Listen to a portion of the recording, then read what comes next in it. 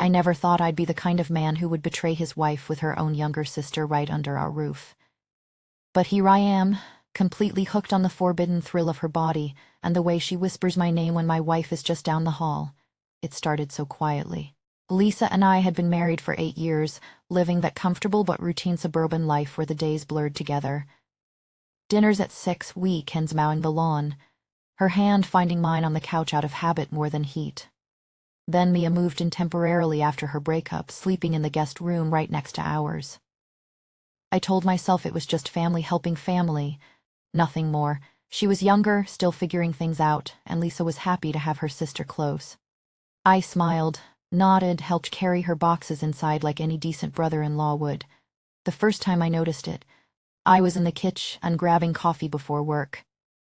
Mia reached up for a glass on the top shelf, her tight tank top clinging to her curves in the morning light. The thin fabric stretched just enough. I saw the soft line of her waist, the way her skin glowed warm and smooth. My stomach twisted hard with guilt. She's my wife's sister. Family, this is sick. I love Lisa. I can't even think like this. The words looped in my head like a desperate mantra. I forced my eyes down to my phone, scrolling through work emails that suddenly meant nothing. My fingers felt clumsy on the screen. Heat crawled up my neck. I told myself it was nothing, just a passing glance. Anyone could have looked. But that night, lying beside Lisa as she slept peacefully, her breathing steady and familiar, I couldn't stop the image from returning. Mia's arm raised, that innocent stretch. The way the tank top rode up just a fraction. I hated how my body reacted. A slow, unwelcome ache settled low in my gut. I turned away from my wife, staring at the dark ceiling, whispering to myself that I was better than this, that I would never risk what we had built. Lisa trusted me. Mia was vulnerable, staying with us out of necessity. Crossing that line would destroy everything. Still, the next morning I found myself listening for the soft pad of her bare feet on the hallway floor.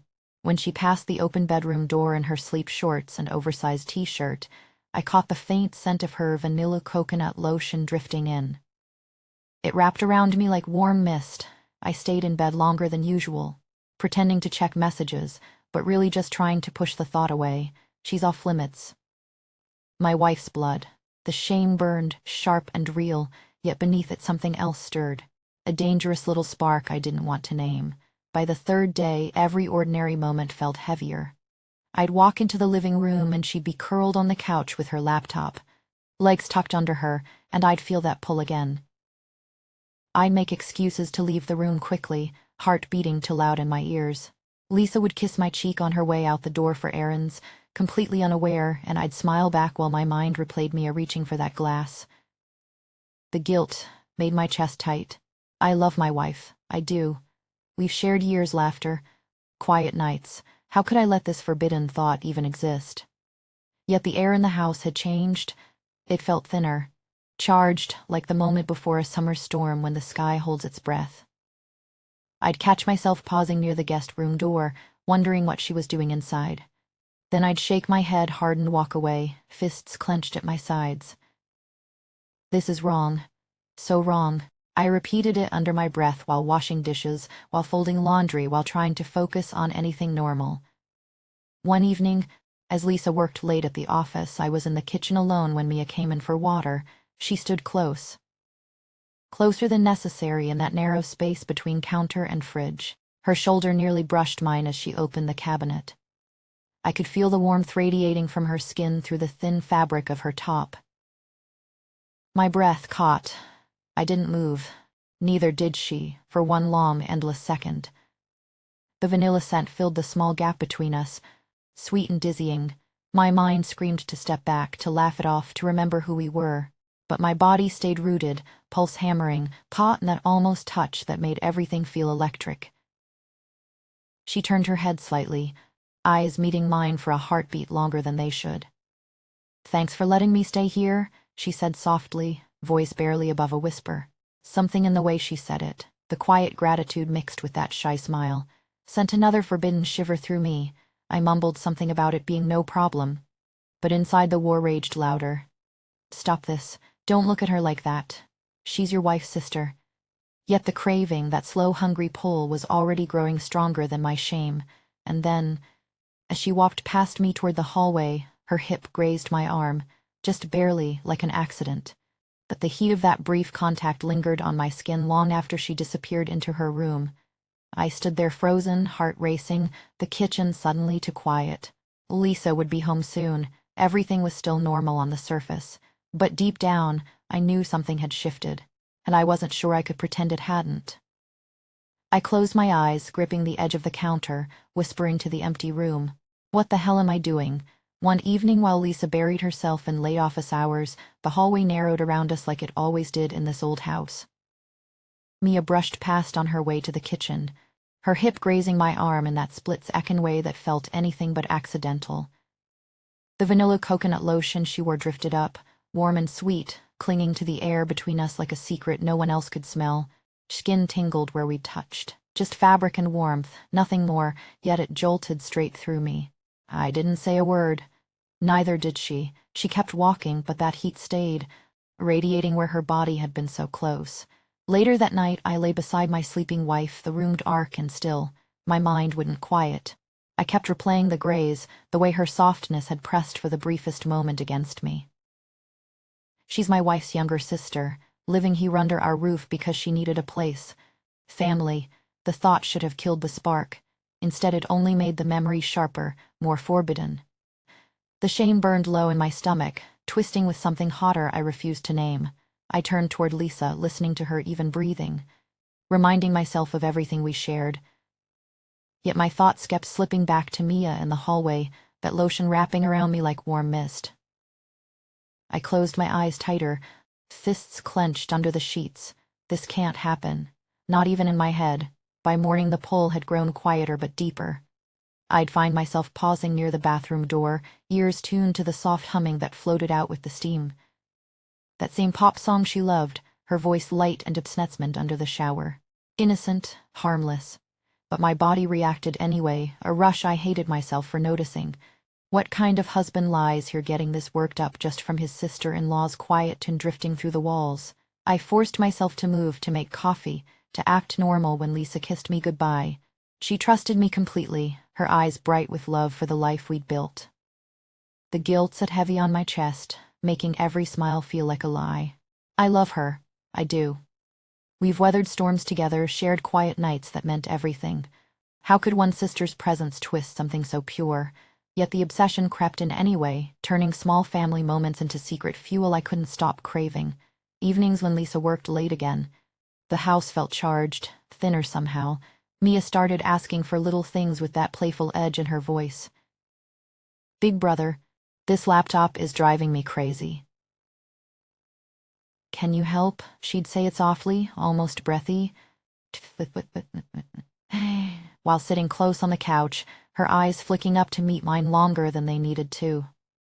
Her teeth would catch her lower lip just slightly as she waited, that small gesture sending my pulse racing. I laughed it off every time, keeping my hands busy on the keys, my tone steady. Let's see what's going on here.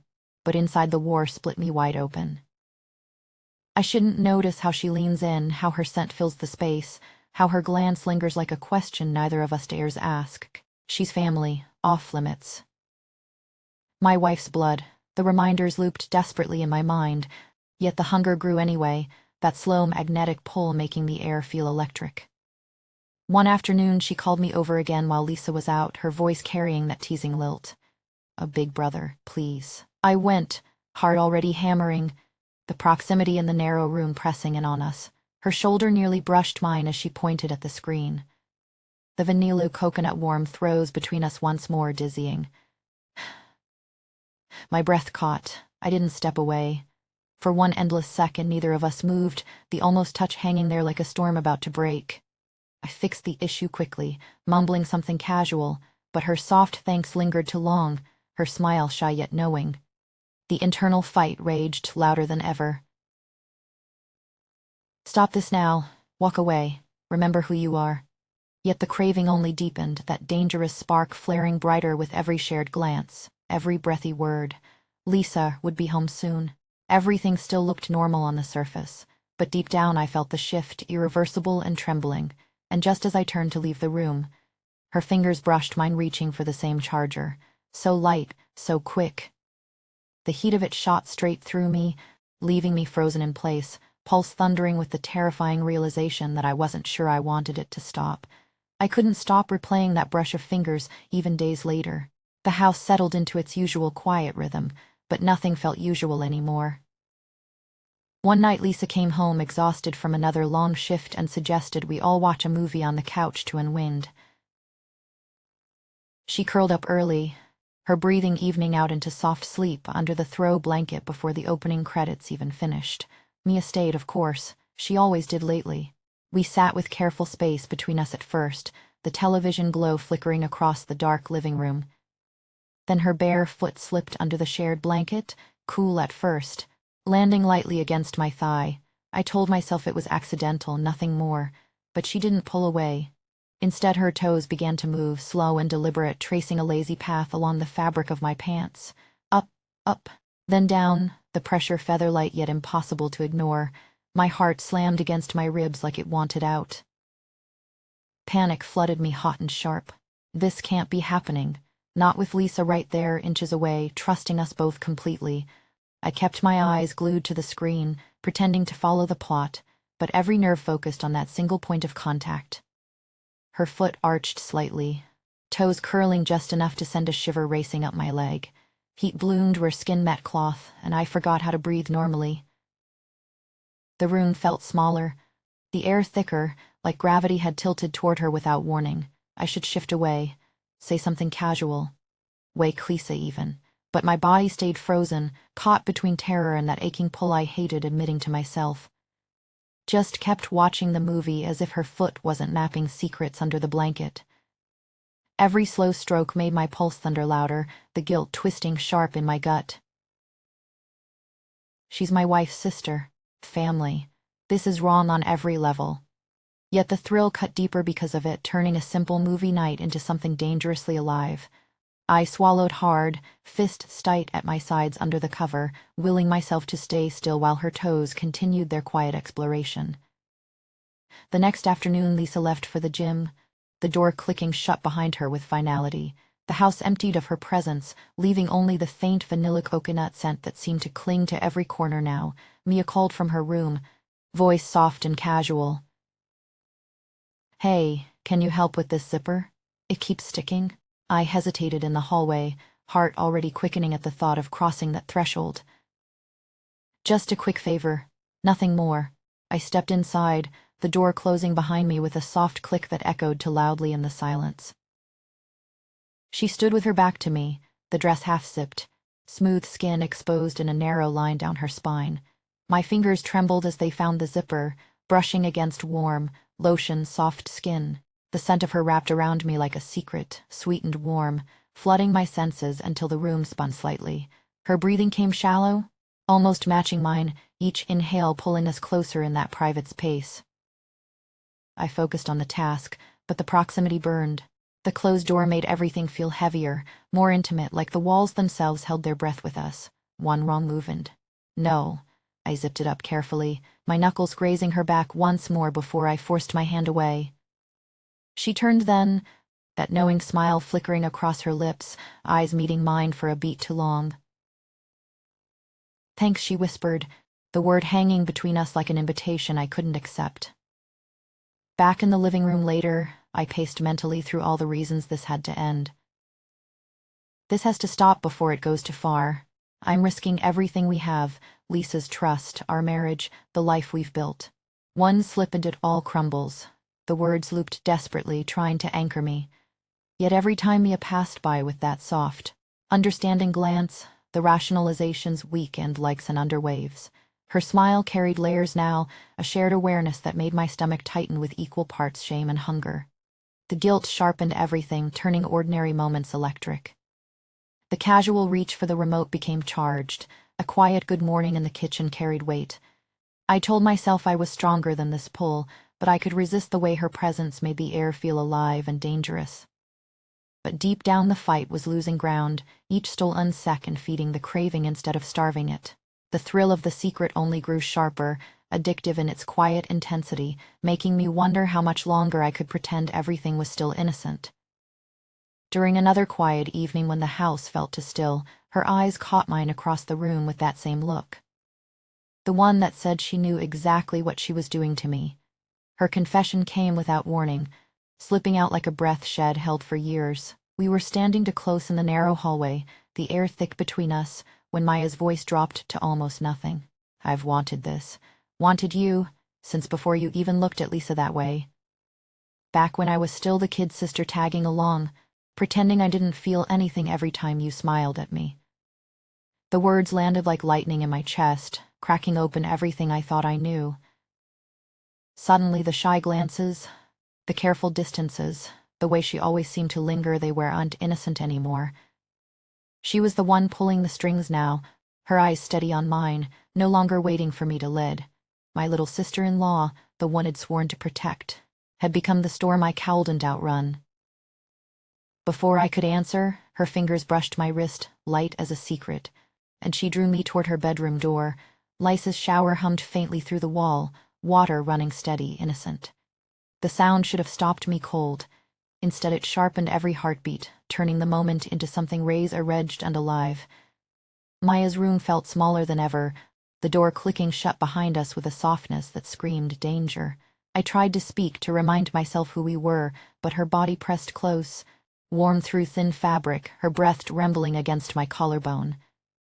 The heat of her skin radiated like a promise I had no right to accept. Her whisper came urgent, barely audible over the distant rush of water. Just for a second. I need to know if you feel it too. My hands found her waist almost against my will, the fabric warm from her body, and the world narrowed to the space where we almost touched, where gravity pulled harder than guilt. Every second stretched, heavy with the risk. Lisa's voice drifted faintly from the bathroom, humming some old song, so close it made my pulse thunder in my ears. Jai's fingers traced slow patterns along my arm, not demanding, just reminding me how close we stood, how easy it would be to surrender. The ache built low and deep, a hunger that drowned out every warning in my head. This is my wife's sister. This house is ours. One wrong breath and everything shatters. Yet I couldn't pull away. The pull between us felt like drowning in slow motion, sweet and terrifying. Her eyes locked on mine with a power I never saw coming. She had flipped the script completely. I was no longer the one fighting temptation. She was the one guiding us to the edge, her quiet confidence stealing the air from my lungs. We gave in then, in that charged silence, bodies aligning with a trembling urgency that stole every rational thought. The feel of her against me, the way her breath hitched in soft waves, the terrifying thrill of footsteps that might come any moment, it consumed everything. Time blurred into heat and proximity, her whispers brushing my ear like forbidden prayers, each one pulling me deeper into the haze where nothing existed but us and the razor line we had just crossed. My mind screamed to stop, to remember the vows, the family, the life waiting on the other side of the wall. But the craving won, raw and unstoppable, turning fear into the sharpest kind of fuel. Nothing had ever felt so alive, so devastatingly right in its wrongness. We broke apart only when the shower sound shifted, water cutting off with sudden finality. Hands moved in frantic quiet, straightening clothes, smoothing hair, erasing every trace while our hearts hammered in sync. Maya's eyes met mine wide, shining with a mix of deep satisfaction and raw fear that mirrored my own. The air still crackled between us, heavy with what would almost shown the world. Footsteps approached down the hallway, soft and familiar. Lisa's voice called out lightly, asking about dinner plans as if the universe hadn't just tilted on its axis. We stepped out separately, faces carefully neutral, the secret burning like a live coal in my chest. Nothing would ever be the same again. Now every family dinner carries this hidden current. Smiles exchanged across the table laced with stolen meaning. I catch Maya's glance and feel the pull all over again, the ache that refuses to fade. The guilt sits beside me like an old friend, whispering how long we can keep dancing on this edge before it all comes crashing down. How long before the almost moments turn into something we can't hide. And the worst part, some quiet, shameful piece of me wonders if I even want to stop. What would you do if you were in my place, knowing one more look could ruin everything, yet still craving the next one anyway?